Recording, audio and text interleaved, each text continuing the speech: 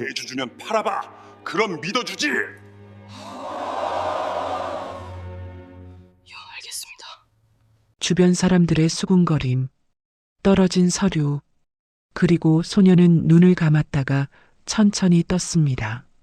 다음 날 오전 9시, 시장에 1,000억 원 규모의 매도 물량이 쏟아졌습니다. 증권가는 패닉에 빠졌고 회사는 아수라장이 되었습니다. 그리고 긴급 소집된 회의실에서 한 문장이 터져 나왔습니다.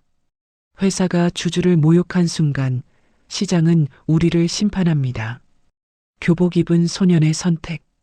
그 한 번의 결정이 바꾼 것은 무엇이었을까요? 지금 교복 입은 소년의 이야기가 펼쳐집니다. 사연 시작 전 구독과 좋아요 눌러주시고 어디서 듣고 계신지 댓글로 남겨주세요. 마음으로 찾아가 감사 인사 전하고 싶습니다. 그럼 오늘의 사연 시작합니다.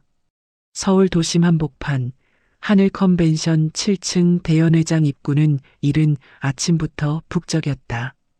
고급 정장 차림의 중년 남성들과 서류 가방을 든 기관 관계자들이 로비를 가득 메우고 있었다. 대기업 넥스테라 솔루션의 정기 주주총회가 열리는 날이었다.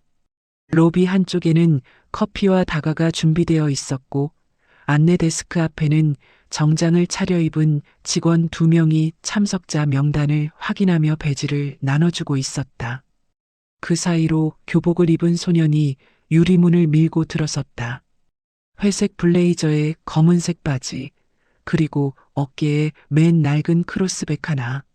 소년의 발걸음은 조심스러웠지만 눈빛만은 흔들리지 않았다. 로비에 있던 사람들의 시선이 하나둘 그에게 쏠렸다. 수군거림이 번져나갔다. 저 학생은 누구지? 견학 온 건가? 부모 대신 온 거 아닐까? 소년은 시선을 의식하지 않으려 애쓰며 접수 데스크로 향했다. 손에는 주주총회 소집 통지서와 신분증, 그리고 후견인 측에서 준비해준 주주권 확인 서류가 들려 있었다. 서류 봉투는 접힌 자국이 여러 번 있었다. 소년이 며칠 동안 반복해서 꺼내보고 접었다는 증거였다. 접수 직원은 소년이 내민 서류를 받아들고 전산 화면을 들여다봤다. 처음엔 무심하게 입력하던 손이 점점 느려졌다. 화면에 떠오른 정보를 확인하는 순간 직원의 표정이 굳어졌다. 그는 고개를 들어 소년을 다시 한번 바라봤다. 교복 차림의 앳된 얼굴과 화면 속 숫자 사이의 괴리가 너무 컸다. 직원은 입술을 달싹였지만 말을 꺼내지 못했다. 대신 잠시만 기다려주세요라는 말만 반복했다. 그때였다. 뒤에서 중년 남성의 목소리가 끼어들었다. 뭐야, 왜 이렇게 오래 걸려? IR 총괄 전무 서진호였다. 그는 고급 수트를 말끔하게 차려입고 있었고 손목에는 명품 시계가 빛났다. 서진호는 데스크 앞에 선 소년을 위아래로 훑어보더니 비웃듯 말했다. 접수 직원이 뭔가 설명하려 했지만 서진호는 손짓으로 막아버렸다. 학생, 여기 견학 오는 데 아니야. 밖에서 기다리든지 아니면 그냥 돌아가. 소년은 차분하게 대답했다. 목소리에는 떨림이 없었다. 하지만 서진호는 소년이 내민 통지서를 제대로 보지도 않고 탁 쳐냈다. 서류가 바닥에 떨어졌다. 주변 사람들의 시선이 일제히 쏠렸다. 웅성거림이 커졌다. 애가 왜 저래? 부모라도 데려와야지. 요즘 애들 버릇이 없어. 서진호는 로비가 다 들리도록 큰 소리로 말했다. 그의 말투에는 조롱이 섞여 있었다. 소녀는 바닥에 떨어진 서류를 주워들었다. 손이 약간 떨렸지만 표정은 무너지지 않았다. 그는 다시 한번 말했다. 발언권을 행사하고 싶습니다. 서진호는 코웃음을 쳤다. 발언권? 학생, 여기가 학교 학생회야? 주주총회가 뭔지는 알고 온 거야? 그는 팔짱을 끼고 소년을 내려다봤다. 대주 주면 팔아봐. 그럼 믿어주지. 로비는 순식간에 얼어붙었다. 누군가는 민망한 표정으로 고개를 돌렸고 누군가는 흥미로운 구경거리라도 되는 양 지켜봤다. 접수 직원은 입을 열었다 다물었다. 규정상 연령 제한은 없었다. 주주권은 나이와 무관했다. 하지만 저 사람은 IR 총괄 전무였다. 직원은 결국 아무 말도 하지 못했다. 소녀는 잠시 눈을 감았다. 숨을 깊이 들이마셨다가 천천히 내쉬었다. 그리고 고개를 들어 서진호를 똑바로 바라봤다. 목소리는 여전히 차분했다. 알겠습니다. 소녀는 서류를 가방에 넣고 로비를 나섰다.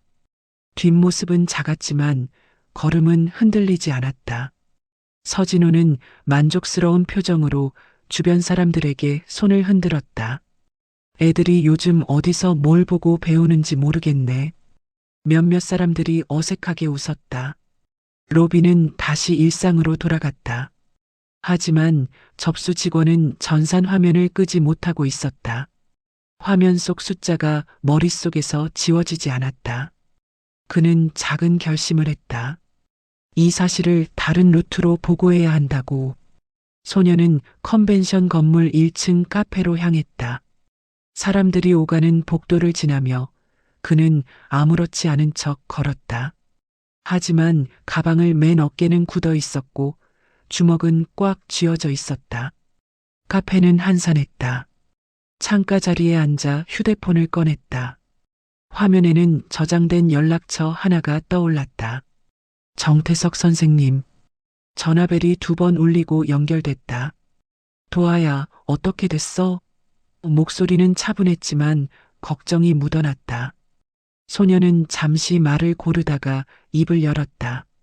정 선생님, 제가 가진 지분, 전량 처분 가능하죠? 전화 너머로 잠깐의 침묵이 흘렀다. 도아야, 무슨 일 있었어? 소녀는 로비에서 있었던 일을 간략하게 설명했다. 말투는 담담했지만 마지막 문장에서 목소리가 약간 떨렸다. 저를 주주로 안 봅니다. 그럼 제가 주주라는 걸 보여드려야죠. 정태석은 한숨을 쉬었다. 도아야, 내 지분은 시장에 충격을 줄 수 있는 규모야.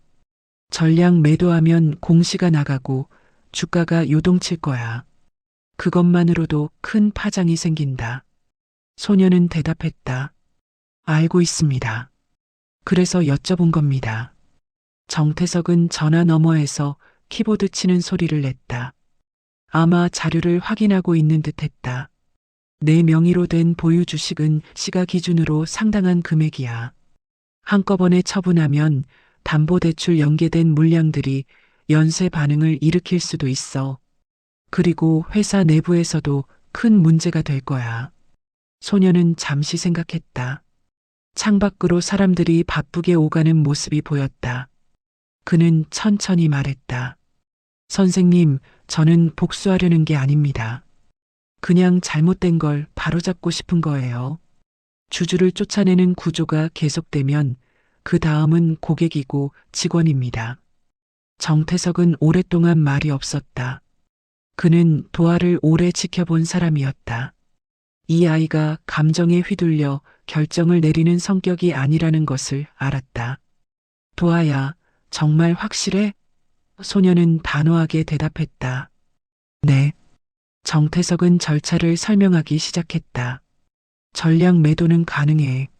하지만 시장 충격을 최소화하기 위해 분할 매도를 권장할 수도 있어. 그래도 내가 원한다면 내일 장 시작과 동시에 집행할 수 있어.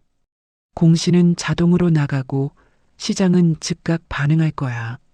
소녀는 고개를 끄덕였다. 전화 너머로는 보이지 않았지만 그의 눈빛은 흔들리지 않았다. 내일 장 시작과 동시에. 전량. 정태석은 잠시 침묵했다가 대답했다. 알겠어. 준비할게. 전화를 끊고 소녀는 커피를 한 모금 마셨다. 쓴맛이 입안에 퍼졌다. 그는 가방에서 낡은 사진 한 장을 꺼냈다. 사진 속에는 자신을 키워준 사람이 웃고 있었다. 사진 뒷면에는 연필로 쓴 글씨가 희미하게 남아 있었다. 권리는 행사될 때만 의미가 된다. 소녀는 사진을 다시 가방에 넣었다. 그리고 자리에서 일어났다. 창밖으로 하늘 컨벤션 건물이 보였다. 7층 어딘가에서 주주총회가 진행되고 있을 것이다. 그는 건물을 한참 바라보다가 천천히 발걸음을 옮겼다. 같은 시간 하늘 컨벤션 7층 로비에서는 서진호가 다른 임원들과 담소를 나누고 있었다. 요즘 애들 버릇 없어. 뭘 안다고 주주총회까지 오는지. 한 임원이 웃으며 맞장구 쳤다. 전무님이 잘 처리하셨네요. 서진호는 어깨를 으쓱했다. 주가 IR이 마음만 먹으면 분위기 만들 수 있어. 그는 자신감에 차 있었다. 실제로 그는 지난 몇 년간 무리한 사업 발표와 실적 부풀리기성 기대감으로 주가를 끌어올리는데 성공했다. 시장은 그의 말에 반응했고 주가는 오르락 내리락 했다. 하지만 그가 숨기고 있는 사실이 하나 있었다. 그는 개인적으로 자사주를 담보로 대출을 받았고 그 돈으로 공격적인 투자를 벌이고 있었다. 주가가 일정 수준 이하로 내려가면 담보 추가 또는 반대 매매가 발생한다는 경고를 이미 몇 차례 받았지만 그는 대수롭지 않게 넘겼다. 주가는 자신이 조절할 수 있다고 믿었다. 로비에서 그와 대화하던 임원들은 그의 자신감을 부러워했다. 하지만 아무도 그가 얼마나 위태로운 줄타기를 하고 있는지 몰랐다. 접수 데스크에 앉아있던 직원은 여전히 전산 화면을 응시하고 있었다. 화면 속 이름과 숫자가 머릿속에서 지워지지 않았다. 그는 주변을 살피다가 조용히 자리에서 일어났다. 그리고 복도 끝 비상계단으로 향했다. 휴대폰을 꺼내 번호를 눌렀다. 대표이사실 직통 라인이었다. 다음 날 아침 도아는 평소와 같은 시간에 일어났다. 창밖으로 아침 햇살이 들어왔다. 그는 제복을 입고 가방을 챙기고 현관문을 나섰다. 학교로 가는 길은 평범했다. 하지만 그의 머릿속은 평범하지 않았다. 오늘 오전 9시 시장이 열리는 순간 모든 것이 시작될 것이다. 학교에 도착해서도 집중이 되지 않았다. 1교시 수업 시간 선생님의 목소리가 멀리서 들리는 것 같았다. 도아는 책상 위에 놓인 휴대폰을 힐끔 쳐다봤다. 9시 정각. 장이 열렸다. 정태석이 준비한 매도 주문이 시장에 흘러들어갔을 것이다. 휴대폰 화면에는 아무 알림도 뜨지 않았다. 하지만 도아는 알고 있었다. 지금 이 순간 어딘가에서 거래가 체결되고 있다는 것을, 주가가 요동치기 시작했다는 것을. 그는 숨을 깊이 들이마셨다. 손끝이 차가웠다. 2교시가 끝나고 쉬는 시간, 도아는 복도로 나와 휴대폰을 확인했다. 정태석에게서 문자가 와 있었다. 집행 시작. 시장 반응 즉각 확산 중. 연락 가능할 때 전화 주세요. 도아는 문자를 읽고 휴대폰을 주머니에 넣었다. 그리고 창밖을 바라봤다. 하늘은 맑았다. 점심시간, 도아는 조용한 빈 교실로 가서 정태석에게 전화를 걸었다. 선생님, 어떻게 됐어요? 정태석의 목소리는 침착했지만 긴장감이 느껴졌다. 집행은 규정대로 진행 중이야. 시장 충격은 이미 확산됐어. 주가가 급락하고 있고 거래량이 평소의 몇 배야. 각 증권사에서 리포트가 쏟아지고 있어. 도아는 잠시 말이 없었다. 정태석이 이어서 말했다. 도아야, 이건 단순 매도가 아니야. 시장은 이걸 신뢰의 이탈로 읽고 있어. 너 혼자만의 문제가 아니라 회사 전체의 문제로 번지고 있어. 도아는 천천히 대답했다. 그럼 제대로 된 거네요. 정태석은 한숨을 쉬었다. 도아야, 너 지금 괜찮아? 도아는 창밖을 바라보며 대답했다. 괜찮습니다. 제가 선택한 거니까요. 정태석은 잠시 침묵했다가 말했다. 알겠어. 계속 모니터링 할게. 혹시라도 문제 생기면 바로 연락해. 전화를 끊고 도하는 빈 교실에 혼자 앉아 있었다. 책상 위에 놓인 교과서를 바라봤다. 수학 문제집이었다. 그는 문제집을 펼쳤다. 하지만 숫자들이 눈에 들어오지 않았다. 머릿속에는 다른 숫자들이 가득했다. 주가 거래량 하락률. 그는 스스로에게 물었다. 내가 한 선택이 옳은 걸까? 승리의 쾌감 같은 건 없었다. 대신 묵직한 책임감이 어깨를 짓눌렀다. 이 선택이 누구를 살리고 누구를 다치게 하는가? 그는 답을 찾을 수 없었다. 다만 한 가지는 확실했다. 이제 돌이킬 수 없다는 것. 같은 시간 넥스테라 솔루션 본사는 아수라장이었다. 전략팀, 재무팀, 홍보팀이 동시에 긴급 소집됐다. 회의실 전광판에는 실시간 주가 차트가 떠 있었다. 빨간색 하락 그래프가 가파르게 내려가고 있었다. 거래량 막대 그래프는 평소의 3배를 넘어섰다. IR팀 직원 하나가 보고했다. 대량 매도 물량이 계속 들어오고 있습니다. 출처는 특정 개인으로 추정됩니다. 재무팀장이 물었다. 얼마나 큰 규모야? 시가 기준으로 상당합니다. 공시 대상입니다. 회의실이 술렁였다.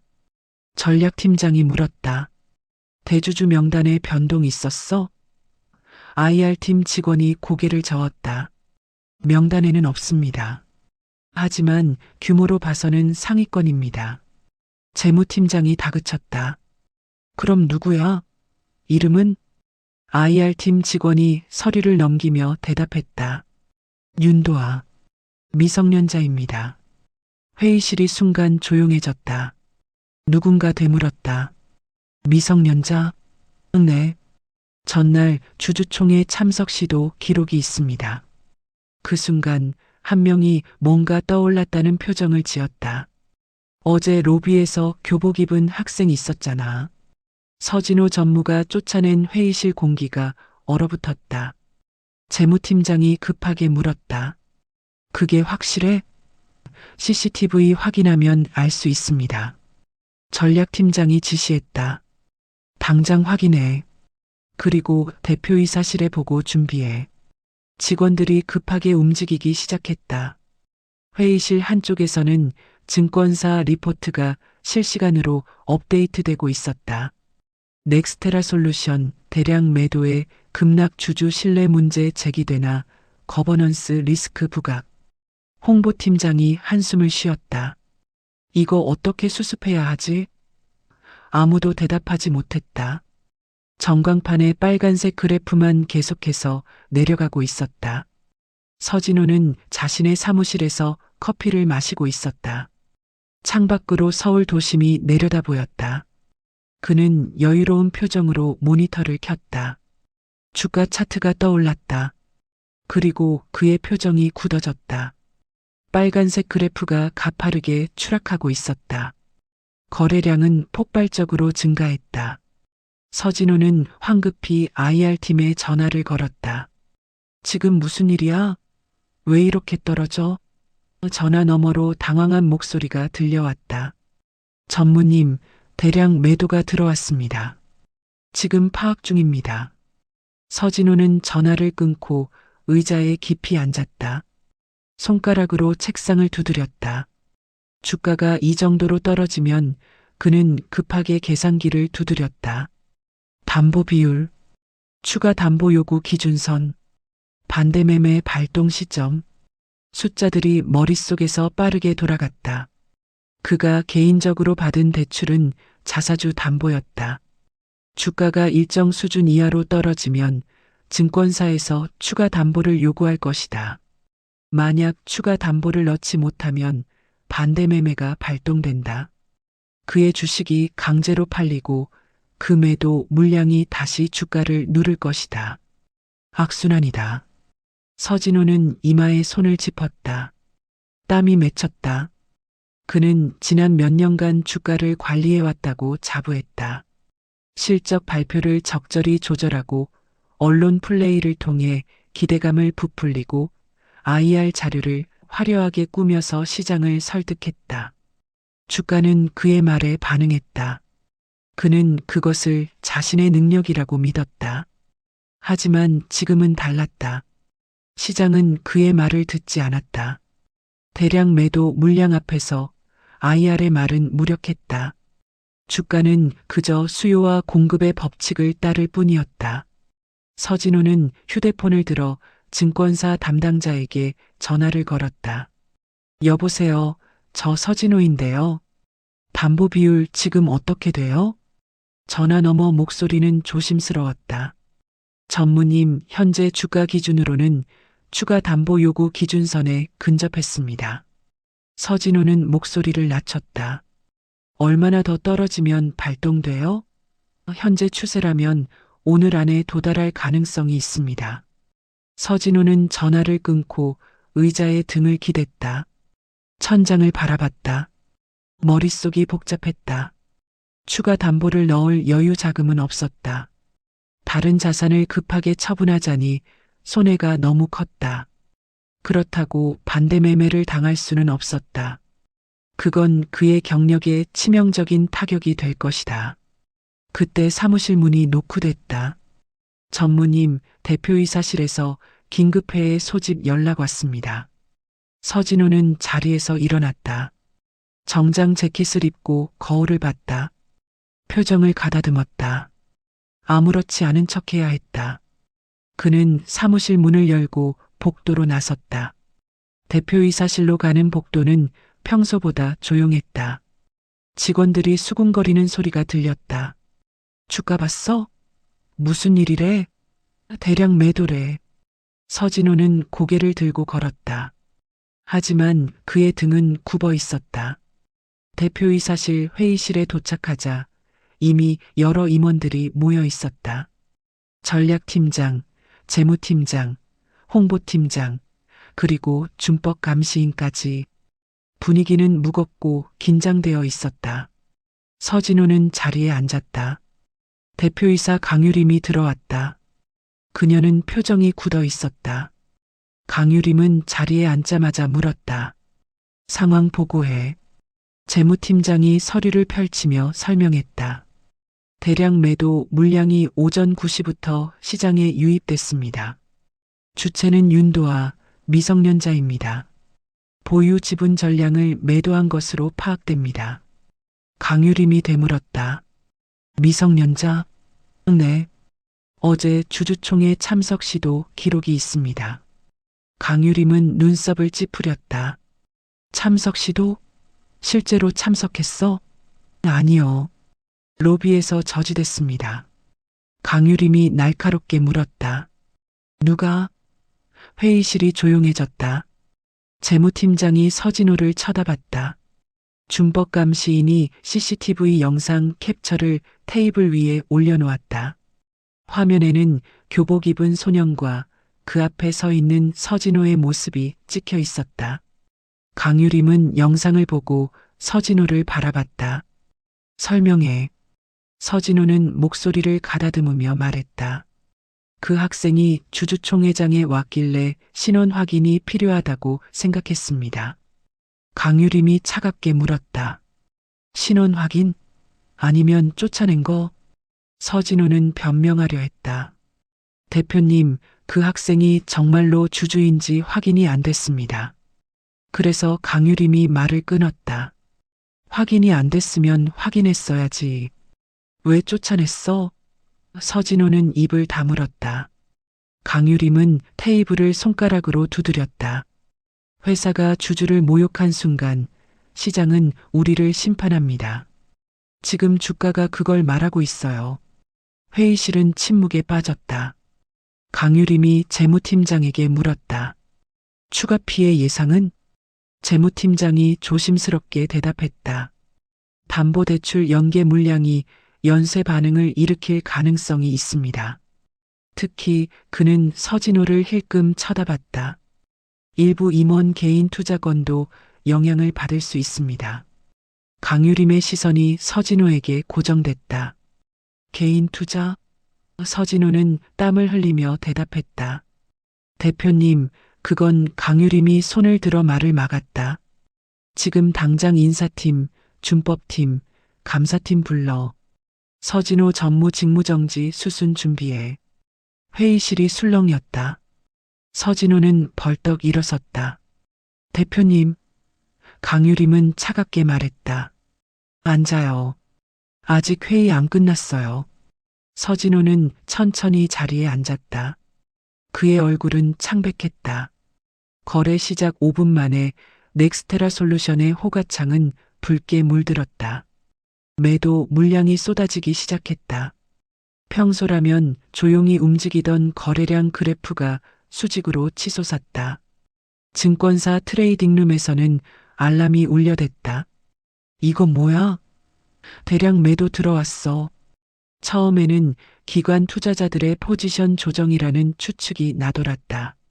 하지만 체결 강도가 비정상적으로 강했다. 매도 물량이 계속해서 밀려 들어왔고 호가는 순식간에 하한가를 향해 치달았다. 개인 투자자들의 커뮤니티에는 글이 폭발적으로 올라왔다. 무슨 일이야? 누가 팔고 있는 거야? 악재 터졌어?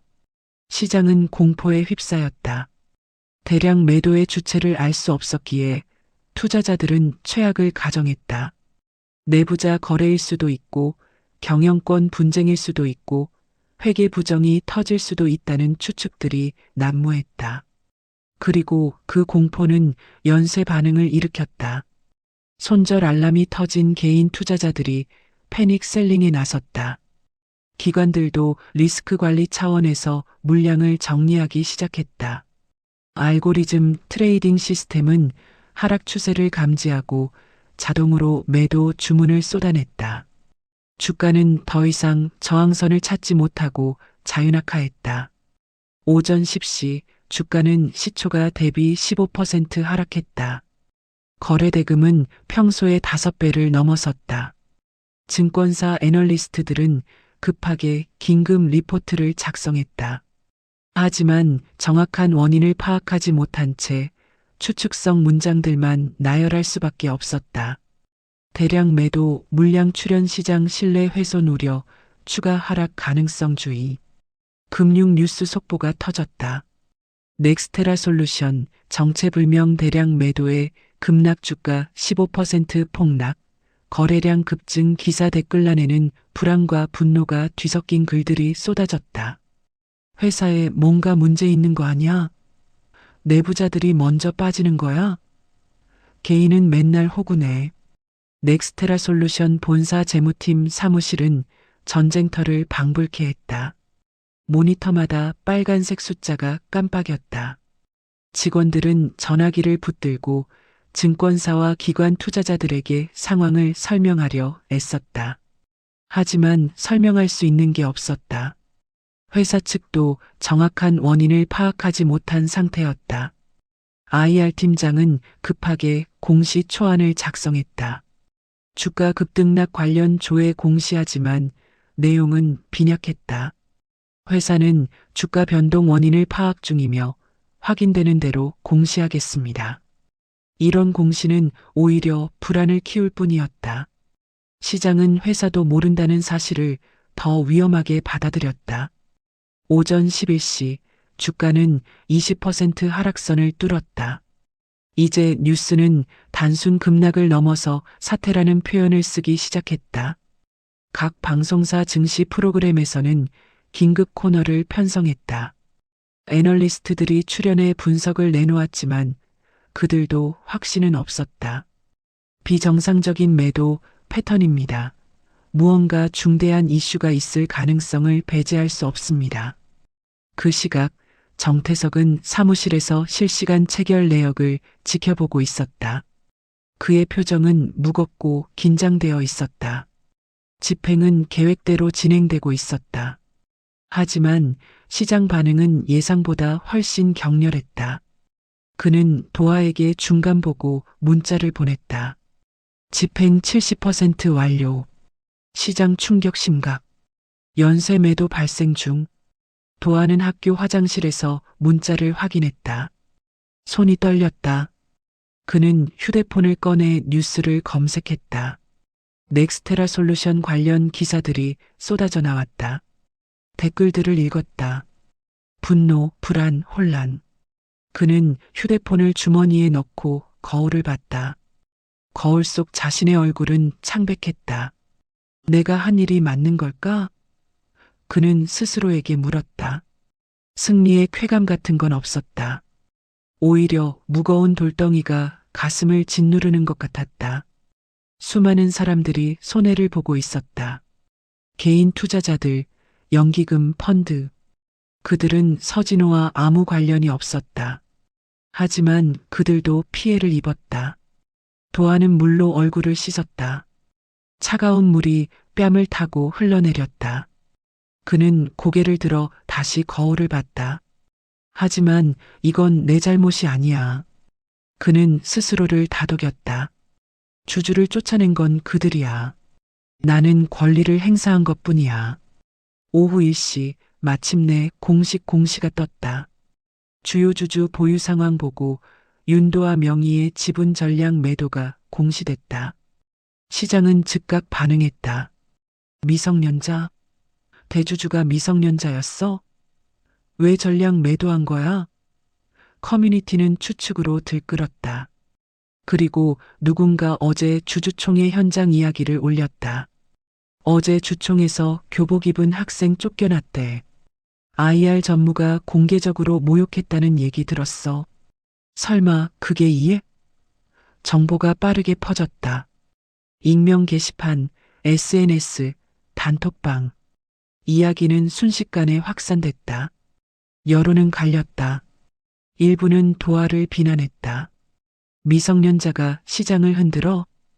감정적으로 투자하면 안 되는 거 아니야? 이거 불법 아니야?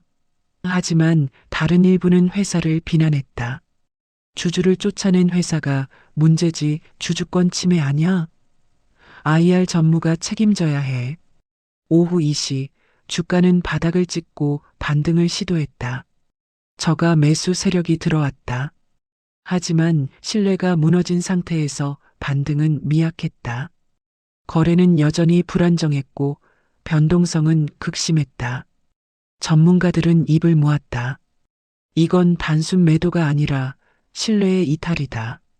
넥스테라 솔루션의 시가총액은 하루 만에 수천억 원 증발했다. 개인 투자자들의 손실은 헤아릴 수 없었다. 직원들의 스톡옵션 가치도 폭락했다.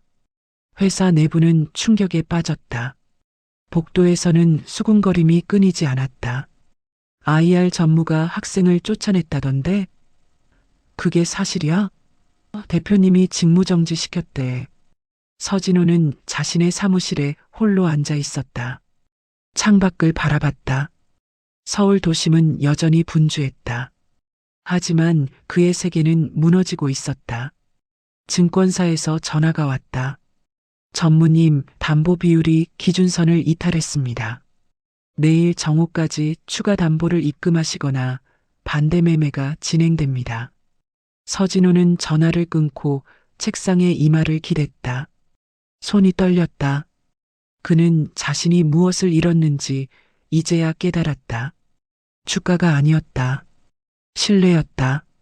시장의 신뢰, 동료들의 신뢰, 그리고 자기 자신에 대한 신뢰. 대표이사 강유림은 회의실 창밖을 바라보고 있었다. 주가 차트는 여전히 불안정하게 요동치고 있었다. 그녀는 깊은 한숨을 쉬었다. 책임은 명확했다. 회사가 주주를 모욕했고 시장이 심판했다. 이제 남은 건 수습이었다. 회의실 문이 열리고 임원들이 하나둘 들어왔다. 전략팀장, 재무팀장, 홍보팀장, 준법감시인, 인사팀장, 그리고 마지막으로 서진호가 들어왔다. 그의 얼굴은 핏기가 없었다. 강유림은 모두가 자리에 앉기를 기다렸다가 입을 열었다. 오늘 회의 목적은 명확합니다. 사태 파악과 책임 소재 규명, 그리고 재발 방지입니다. 강유림의 목소리는 차분했지만 단호했다. 먼저 정확한 경위부터 확인하겠습니다. 재무팀장님, 보고해 주세요. 재무팀장이 서류를 펼쳤다. 어제 오후 윤도아라는 미성년자가 주주총회 참석을 시도했습니다. 접수 과정에서 IR 총괄 전무가 개입했고 해당 주주는 회의장 출입이 거부됐습니다. 오늘 오전 9시 윤도아 명의 보유 주식 전량이 시장에 매도됐습니다. 규모는 시가 기준 약 1,000억 원 상당입니다. 회의실이 숨죽였다. 강유림이 물었다. 주주총회 참석 거부 근거는? 준법감시인이 대답했다. 법적 근거는 없습니다. 주주총회는 연령 제한이 없으며 주주권 확인만 되면 참석 가능합니다. 강유림의 시선이 서진호에게 향했다. 서 전무, 왜 거부했습니까? 서진호는 목소리를 가다듬으며 대답했다. 대표님, 그 학생이 정말 주주인지 확신이 서지 않았습니다. 미성년자가 그런 규모의 지분을 가지고 있을 거라고는 생각하지 못했습니다. 강유림이 차갑게 말했다. 확신이 서지 않으면 확인했어야죠. 왜 확인 절차 없이 쫓아냈습니까? 서진호는 변명을 이어갔다. 현장 분위기가 다른 주주들도 이상하게 생각했고 혼란을 방지하기 위해. 강유림이 말을 끊었다. 혼란 방지? 지금 이 상황이 혼란이 아닙니까? 서진호는 입을 다물었다. 강유림은 준법감 시인에게 물었다. CCTV 영상 확인했습니까? 네. 서진호 전무가 윤도아 주주를 공개적으로 제지하고 모욕적인 발언을 한 정황이 명확합니다. 강유림은 테이블을 손가락으로 두드렸다. 회사가 주주를 모욕한 순간 우리는 시장의 신뢰를 잃었습니다. 주가 폭락은 그 결과입니다. 그녀는 인사팀장을 바라봤다. 서진호 전무 직무정지 절차 진행하세요. 징계위원회 소집 준비하고요. 서진호가 벌떡 일어섰다. 대표님, 저는 회사를 위해 강유림이 손을 들어 말을 막았다. 회사를 위해서가 아니라 당신 판단을 위해서였죠. 앉으세요. 서진호는 천천히 자리에 앉았다. 손이 떨리고 있었다. 강유림은 재무팀장에게 물었다. 추가 피해 예상은? 재무팀장이 조심스럽게 대답했다. 담보대출 연계 물량이 문제입니다. 주가 하락으로 추가 담보 요구나 반대 매매가 발생할 가능성이 높습니다. 특히 그는 서진호를 힐끔 쳐다봤다. 일부 임원의 개인 투자건이 위험 구간에 진입했습니다. 강유림의 눈빛이 날카로워졌다. 누구입니까? 재무팀장이 서류를 넘겼다. 서진호 전무입니다. 자사주를 담보로 약 50억 원의 대출을 받았으며 현재 주가 기준으로 담보 비율이 기준선을 이탈했습니다. 회의실이 술렁였다. 강유림은 서진호를 똑바로 바라봤다. 설명하세요. 서진호는 땀을 닦으며 말했다. 대표님, 그건 개인 투자였고 회사와는 무관합니다. 강유림이 냉정하게 말했다. 자사주 담보대출이 회사와 무관하다고요? 반대매매 발생하면 주가에 추가 압력이 됩니다. 그게 회사와 무관합니까? 서진호는 대답하지 못했다. 강유림은 준법감 시인에게 지시했다. 서진호 전무의 개인 투자 내역 전부 조사하세요. 내부 거래 규정 위반 여부도 확인하고요. 준법감 시인이 고개를 끄덕였다. 강유림은 회의실을 둘러봤다. 이번 사태는 한 사람의 실수가 아닙니다. 시스템의 실패입니다. 주주를 존중하지 않는 문화, IR 조직의 권한 남용, 내부 견제 장치의 부재. 이 모든 게 문제였습니다. 그녀는 전략팀장에게 말했다. 주주권 보호위원회 신설하세요. 외부 독립위원 포함해서 구성하고 주주총회 운영 가이드라인 전면 개편하세요. 전략팀장이 메모했다. 알겠습니다. 강유림은 홍보팀장에게 지시했다. 공식 사과문 준비하세요. 주주권 침해에 대한 사과, 재발 방지 대책, 책임자 징계 내용 포함해서요. 그리고 윤도아 주주에게 직접 면담 요청하세요. 홍보팀장이 조심스럽게 물었다. 대표님, 미성년자인데 면담이 가능할까요? 강유림이 대답했다. 후견인 통해서라도 연락하세요. 회사가 진정성을 보여야 합니다. 회의실은 잠시 침묵에 빠졌다. 강유림은 서진호를 마지막으로 한번 바라봤다. 서 전무, 당신은 주가를 관리할 수 있다고 생각했겠죠. 하지만 주가는 신뢰의 결과입니다. 신뢰를 무너뜨린 순간 주가도 무너집니다. 서진호는 고개를 숙였다. 강유림이 일어서며 말했다. 회의 끝났습니다. 각자 맡은 일 진행하세요. 임원들이 하나둘 자리에서 일어났다. 서진호는 가장 마지막에 일어나 회의실을 나섰다. 복도는 조용했다. 직원들의 시선이 그를 따라왔다. 그는 자신의 사무실로 돌아갔다. 문을 닫고 의자에 앉았다. 책상 위에는 가족 사진이 놓여 있었다. 그는 사진을 집어들었다. 아내와 두 아이가 웃고 있었다. 서진호는 사진을 가슴에 안았다.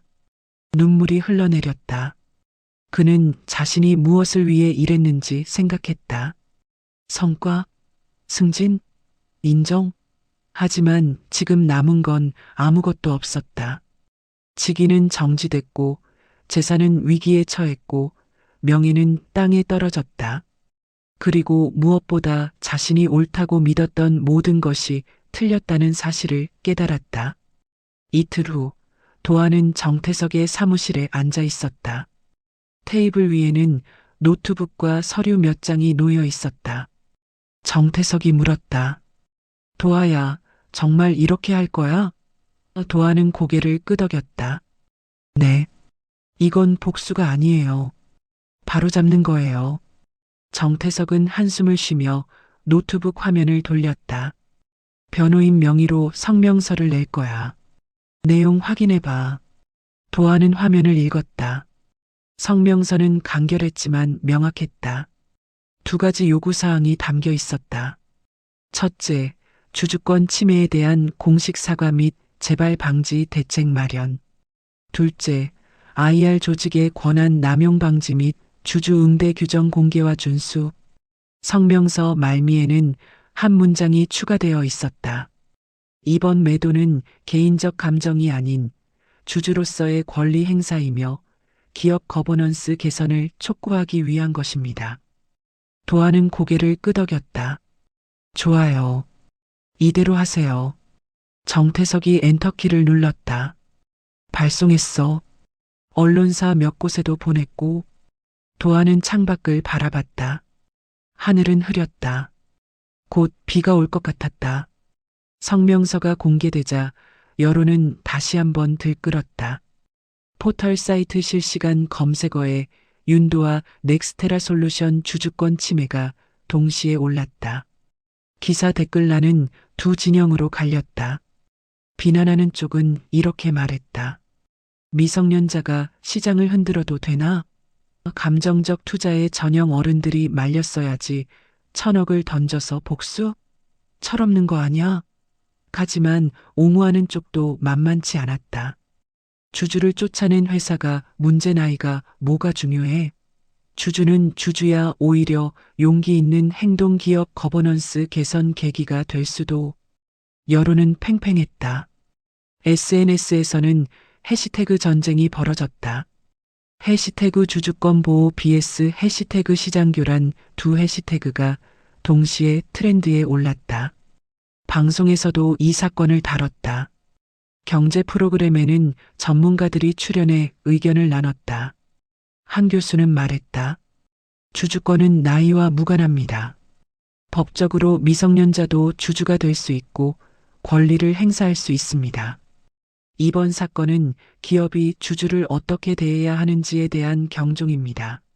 하지만 다른 전문가는 반박했다. 시장 질서를 흔드는 행위입니다. 감정적 매도로 수많은 선의의 투자자가 피해를 봤습니다. 넥스테라 솔루션 본사는 혼란에 빠졌다. 직원들은 복도에서 수군거렸다. 우리 회사 망하는 거 아니야? 주가 언제 회복되려나? IR 전무 잔려대 대표님이 직접 사과한 데 불안이 회사 전체를 감쌌다. 강유림은 위기관리팀을 소집했다. 지금 우리에게 필요한 건 변명이 아니라 행동입니다. 말이 아니라 실행이에요. 그녀는 준비된 대책을 하나씩 점검했다. 주주권 보호위원회 신설, 주주총회 운영 가이드라인 개편, IR 조직 재구성, 내부 감사 강화. 홍보팀장이 보고했다. 윤도와 주주 측과 연락이 닿았습니다. 면담 요청을 수락했습니다. 강유림이 물었다. 언제? 이번 주 금요일 오후입니다. 강유림은 고개를 끄덕였다. 준비 철저히 하세요.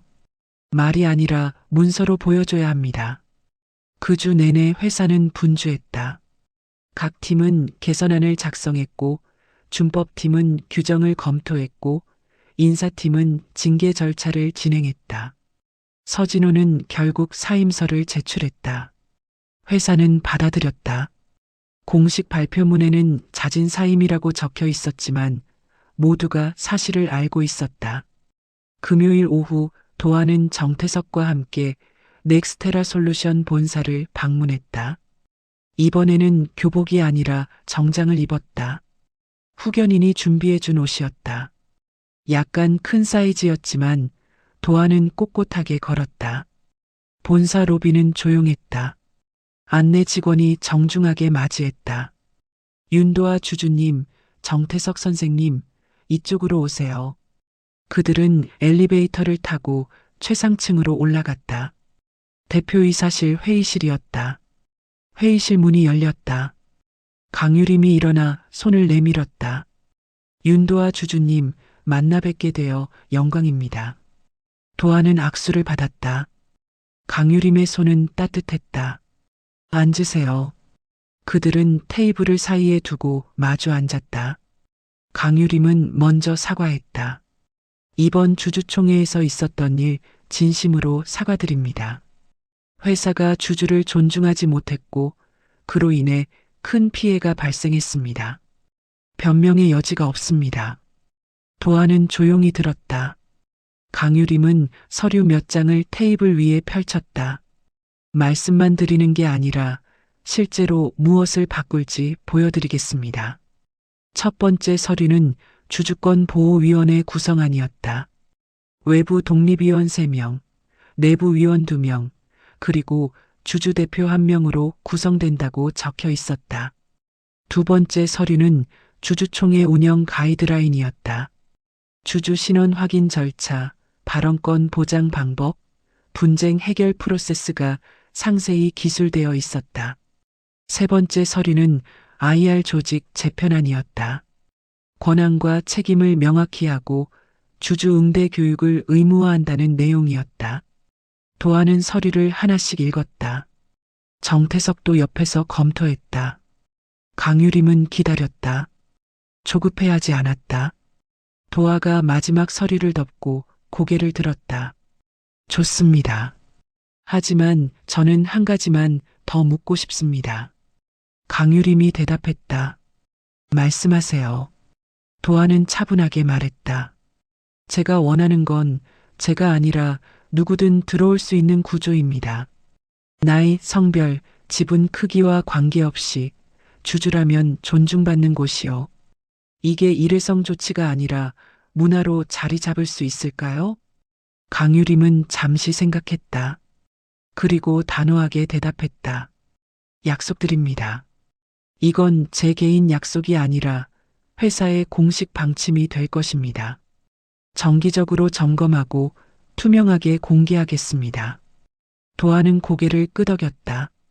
알겠습니다. 강유림이 물었다. 혹시 매도하신 지분, 재매수 계획은 있으십니까?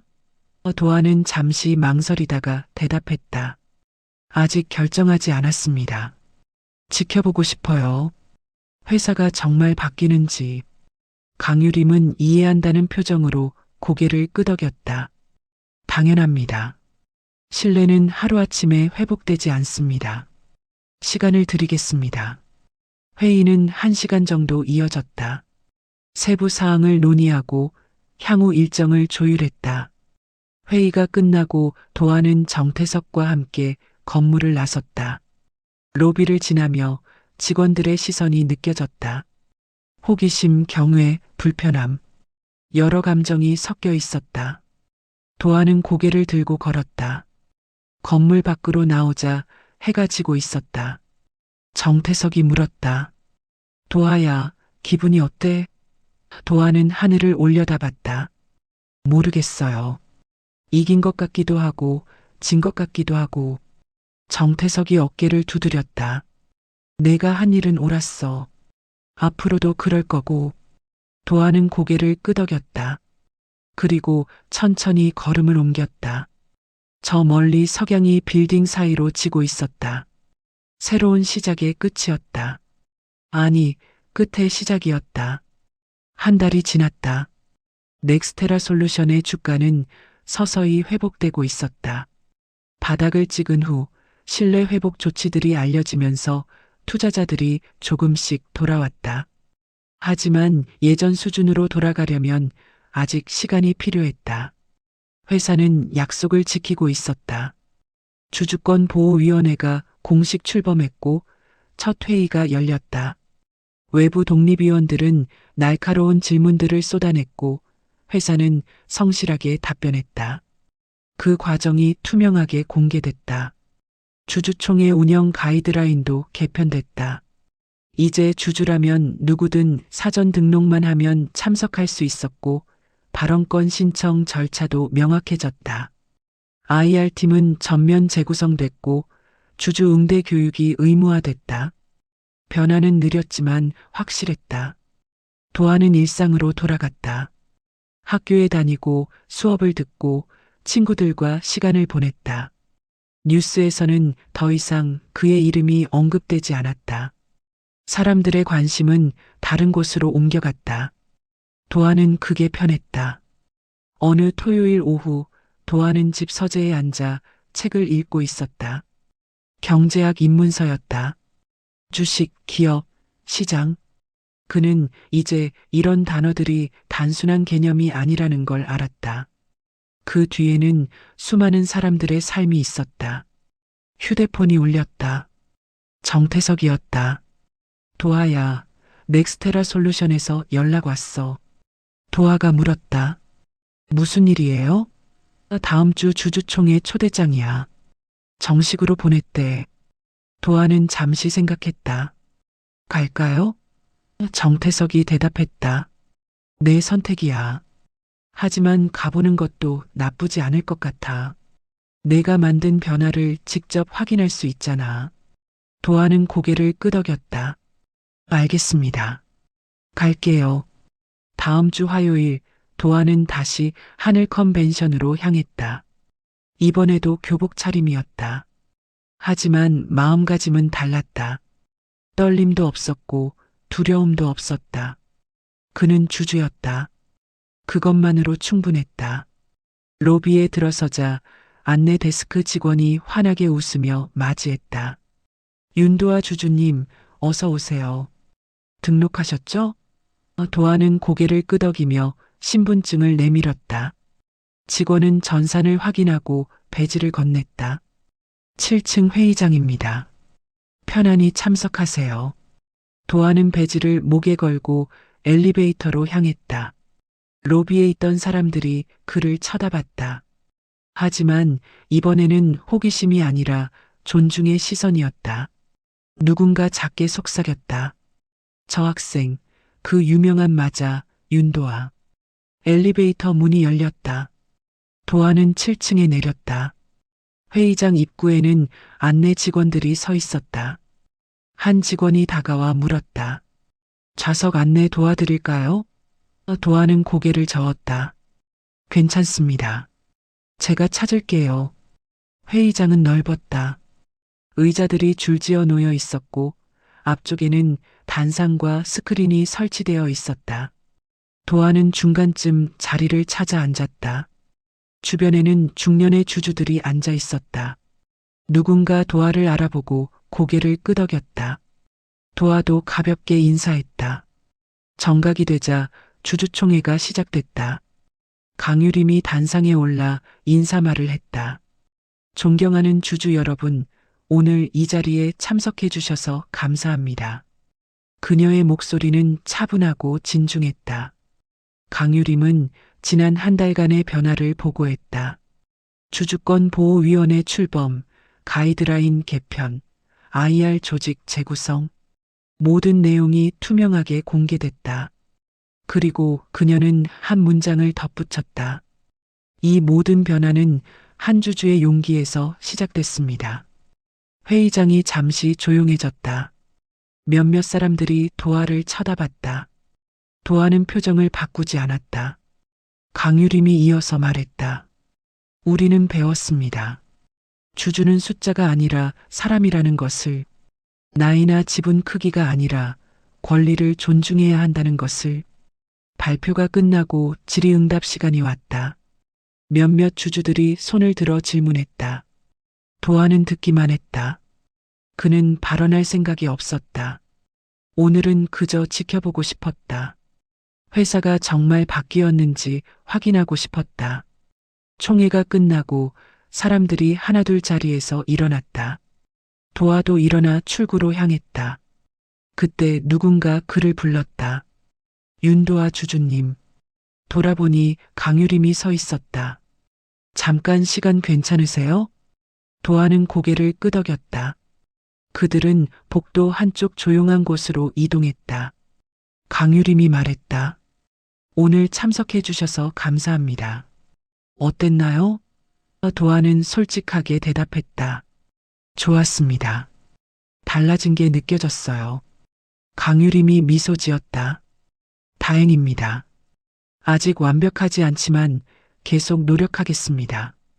그녀는 잠시 망설이다가 물었다. 혹시 재매수 계획은? 도화는 고개를 저었다. 아직이요. 조금 더 지켜보고 싶어요. 강유림은 이해한다는 표정으로 고개를 끄덕였다. 당연합니다. 신뢰는 시간이 필요하니까요. 언제든 문은 열려 있습니다. 도화는 감사하다는 인사를 하고 자리를 떠났다. 건물을 나서며 도화는 하늘을 올려다봤다. 날씨는 맑았다. 바람이 살짝 불었다. 그는 걸음을 옮겼다. 집으로 가는 길은 평온했다. 집에 도착해서 도화는 가방에서 낡은 사진을 꺼냈다. 자신을 키워준 사람의 모습이 거기 있었다. 사진 뒷면에는 여전히 그 문장이 적혀 있었다. 권리는 행사될 때만 의미가 된다. 도화는 사진을 책상 위에 세워두었다. 그리고 창밖을 바라봤다. 석양이 지고 있었다. 주황빛 하늘이 아름다웠다. 그는 조용히 생각했다. 나는 무엇을 바꿨을까? 회사? 시장? 아니면 나 자신? 답은 아직 몰랐다. 하지만 한 가지는 확실했다. 권리는 행사될 때만 의미가 된다는 것. 그리고 그는 자신의 권리를 행사했다는 것. 그것만으로 충분했다. 넥스테라 솔루션은 여전히 급락 후유증을 수습하고 있었다. 주가는 천천히 회복되고 있었고 직원들은 불안을 떨쳐내려 애쓰고 있었다. 하지만 변화는 시작됐다. 회사는 더 이상 주주를 숫자로만 보지 않았다. 그리고 윤도아는 더 이상 꼬맹이가 아니었다. 그는 주주의 한 사람으로 기록됐다. 나이가 아니라 권리로, 외모가 아니라 행동으로. 그의 이름은 회사 역사에 남았다. 변화를 이끈 사람으로. 석양이 완전히 지고 어둠이 찾아왔다. 도화는 책상 앞에 앉아 노트를 펼쳤다.